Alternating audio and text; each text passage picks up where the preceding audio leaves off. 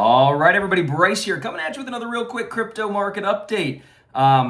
We are right smack dab in the middle of October, Uptober. I guess we should call it Voltober because we're getting a lot of volatility here today, particularly on the back of the news that there are some renewed trade war tensions between China and the United States. China released this big letter. Okay, so why is the market down? People are asking. This is kind of why. China released a big letter to a bunch of their trade partners, to people all around the world, different governments, that they're not going to be exporting or letting America touch rare earth minerals that are produced in China.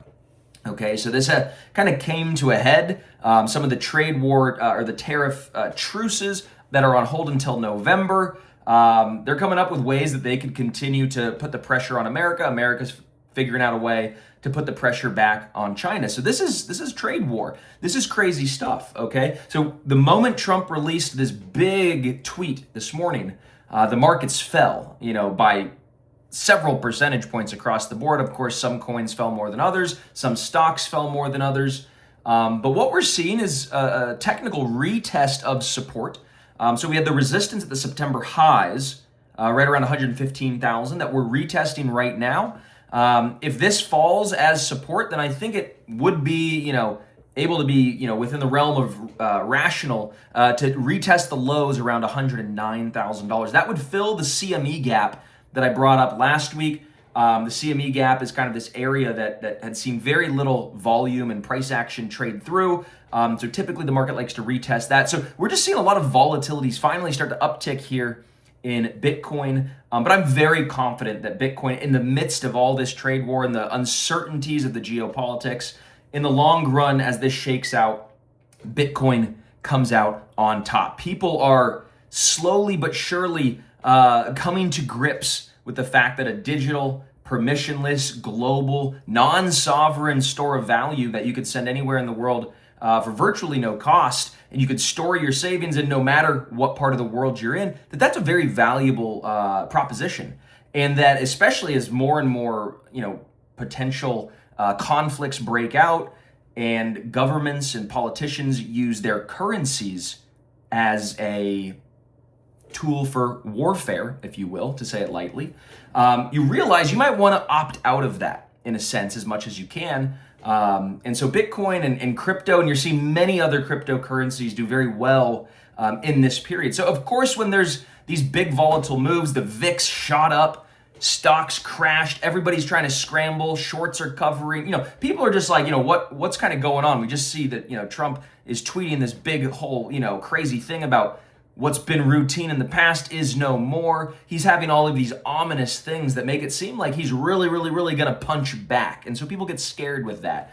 And so we're just seeing just a crazy, crazy swing in the market. And I hope everybody is just keeping a level head, because level heads and cooler heads prevail, right? So what do I mean by that? If you look back in April of this past year, the tariff tantrums happened.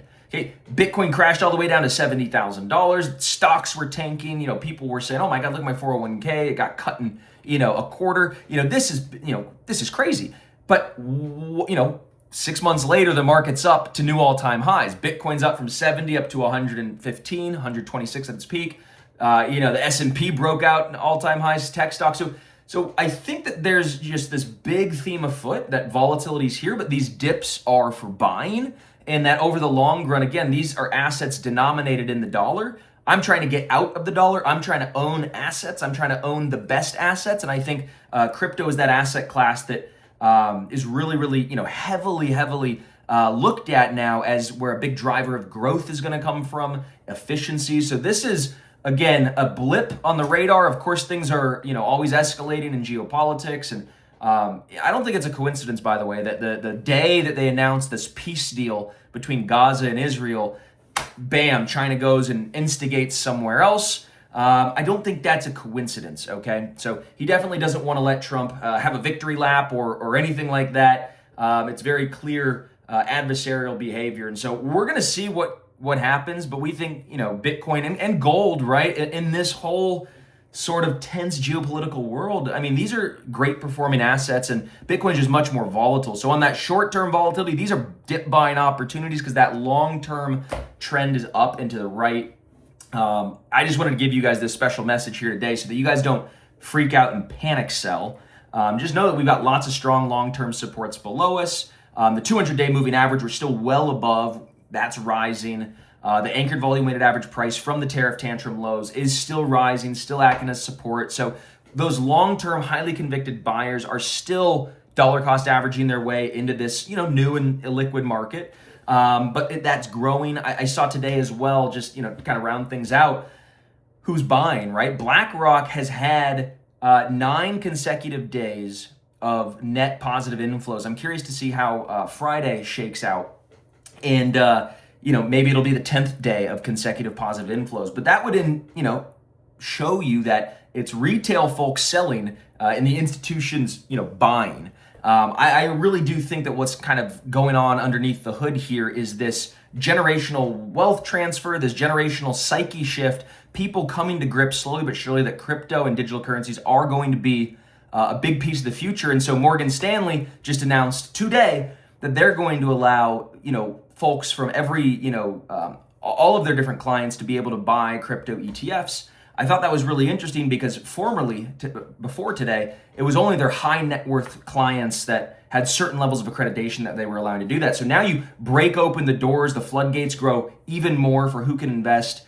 Morgan Stanley as well had a big briefing that 16,000 of their financial advisors who collectively control $2 trillion of wealth, I mean, they're all now onboarded with crypto ETFs and able to solicit those in a sense. Of course, you'll have to go and speak with your own personal financial advisor if you are a Morgan Stanley client to be able to see where that timeline lands for you. But it is a sea change, a tidal wave shift of money finally being unlocked and allowed to go into crypto. So despite the short-term volatility, that long-term trend of slow and steady inflows is what's going to drive this market higher. We're going to have hype. We're going to have periods of negativity. But your job as a trader is to buy when there's greed, to buy when there's blood in the streets, to be fearful when there's greed, and to be greedy when there's fear.